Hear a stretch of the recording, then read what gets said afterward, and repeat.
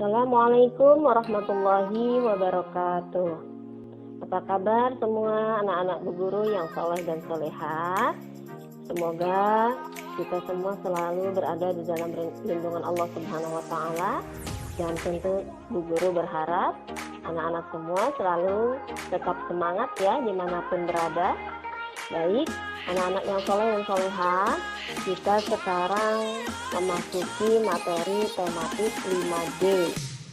Nah, untuk memulainya, seperti biasa, kita awali dulu dengan sama-sama mengucap lafaz basmalah. Bismillahirrahmanirrahim.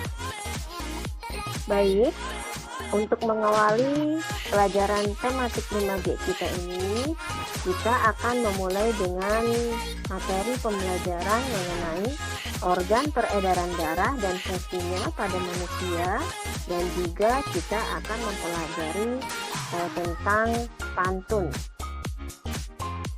Anak-anak, terlebih dahulu kita bahas mengenai organ peredaran darah dan fungsinya pada manusia.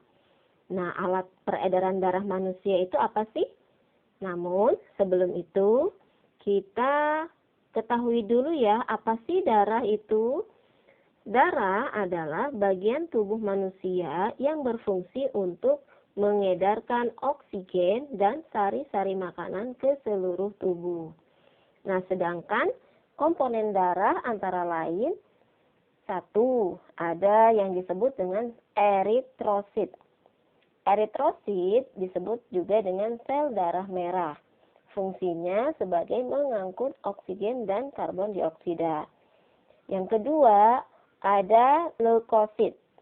Leukosit disebut juga dengan sel darah putih. Fungsinya yaitu untuk membunuh kuman yang masuk ke dalam tubuh manusia. Jadi, ketika kita sedang tidak sehat dan imun kita sedang menurun, apabila terkontaminasi dengan udara tidak sehat atau ada kuman yang mendekati atau masuk ke dalam tubuh kita, sel darah putih inilah yang tugasnya untuk membunuh kuman yang masuk ke dalam tubuh. Atau ketika kita misalnya memakan makanan yang tidak baik, yang di dalamnya ternyata ada kumannya. Nah, sel darah putih atau leukosit ini fungsinya adalah untuk menghindarkan kita dari kuman atau membunuh kuman yang masuk ke dalam tubuh. Nah, kemudian komponen darah yang lainnya ada juga yang disebut dengan trombosit. Trombosit ini disebut juga dengan keping-keping darah. Fungsinya yaitu membantu pembekuan darah dan penyembuhan luka. Misalnya nih, Ananda terjatuh dari sepeda misalnya. Kemudian di bagian kaki tergores sehingga mengeluarkan darah. Nah, supaya darah itu berhenti mengalir, nah inilah tugas dari trombosit untuk membuat darah itu menjadi beku supaya tidak mengalir keluar bagian tubuh. Dan tugasnya juga untuk menyembuhkan luka. Kemudian yang terakhir adalah ada komponen darah, yang terakhir adalah plasma darah. Yaitu tugasnya atau fungsinya untuk mengangkut zat-zat makanan dan hormon. Berikut ini adalah gambar komponen-komponen darah. Nah, komponen darah ini berada di dalam sebuah pembuluh darah. Pembuluh darah ini berbentuk seperti pipa yang di dalamnya terdapat rongga. Nah, di dalam rongga ini terdapat komponen-komponen darah. Dari gambar di dalam slide ini ada bentuk atau butiran-butiran yang berwarna merah. Nah, ini yang disebut dengan eritrosit. Kemudian gambar yang berbentuk butiran-butiran berwarna ungu muda merupakan bentuk dari gambaran leukosit atau sel darah putih. Kemudian di sini juga ada gambar tentang keping-keping darah atau trombosit, dan plasma darah, kemudian sari-sari makanan. Komponen-komponen darah ini atau pembuluh darah yang berada di dalam pembuluh darah ini tidak dapat bekerja sendiri tanpa adanya organ yang membantu peredaran darah itu sendiri. Nah, apa saja organ yang di dalam tubuh kita yang membantu peredaran darah? Nah, berikut ini adalah organ tubuh yang berfungsi untuk mengedarkan darah ke seluruh tubuh. Yang pertama ada jantung. Nah, organ jantung ini adalah organ tubuh yang berfungsi untuk memompa darah ke seluruh tubuh. Nah, jantung terdapat di rongga dada di sebelah kiri. Jadi, tanpa adanya jantung yang memompa, maka peredaran darah juga tidak dapat berjalan. Kemudian, komponen darah ini juga butuh dibantu oleh organ tubuh yang lain disebut dengan pembuluh darah. Nah, pembuluh darah ini merupakan saluran tempat mengalirnya darah dari jantung ke seluruh tubuh, juga dari tubuh kembali ke jantung.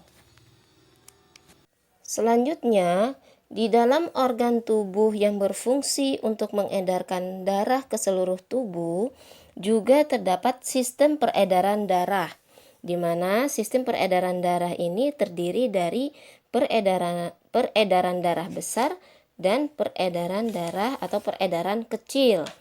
Nah, peredaran besar itu apa? Peredaran besar yaitu darah mengalir dari jantung ke seluruh tubuh dan lalu kembali ke jantung. Sedangkan peredaran kecil yaitu darah mengalir dari jantung ke paru-paru, lalu kembali lagi ke jantung. Nah, anak-anak bisa memperhatikan gambar berikut ya. Di sini ada gambar berkenaan dengan sistem peredaran darah.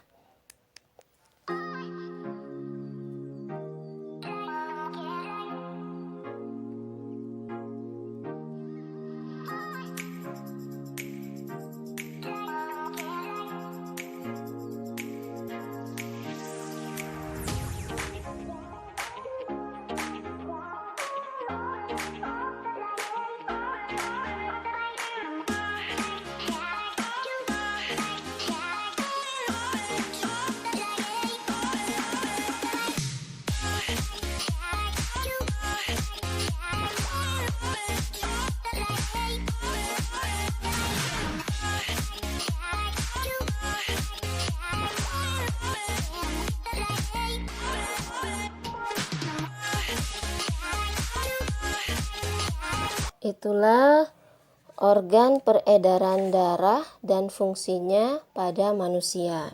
Selanjutnya kita lanjutkan pembelajaran kita mengenai pantun.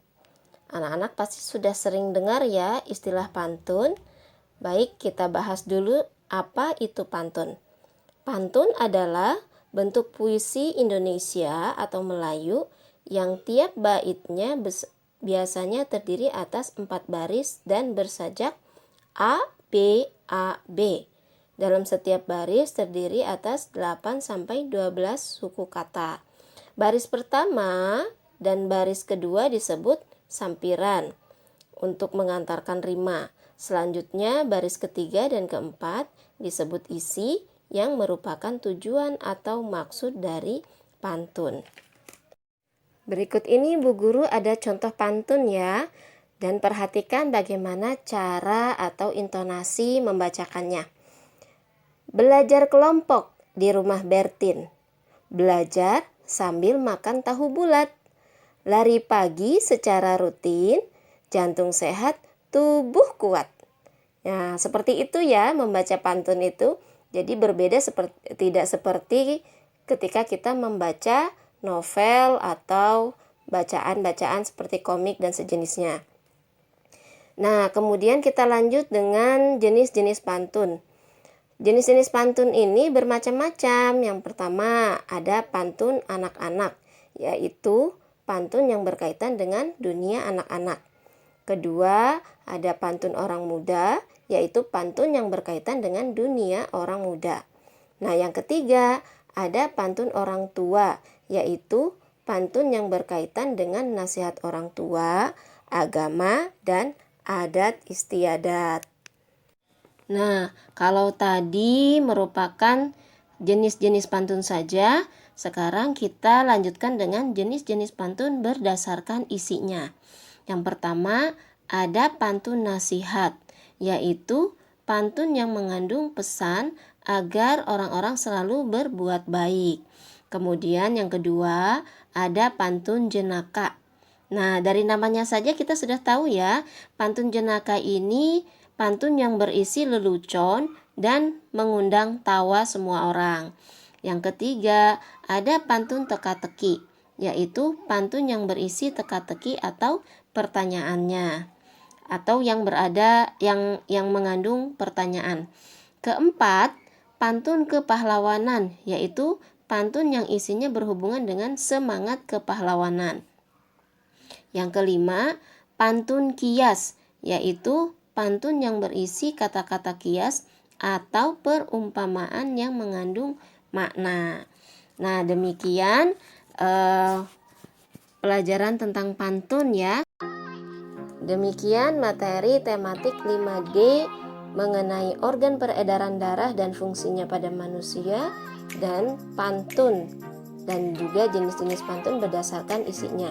Semoga dapat difahami ya, dan jangan lupa untuk mengulas kembali materi yang sudah diberikan.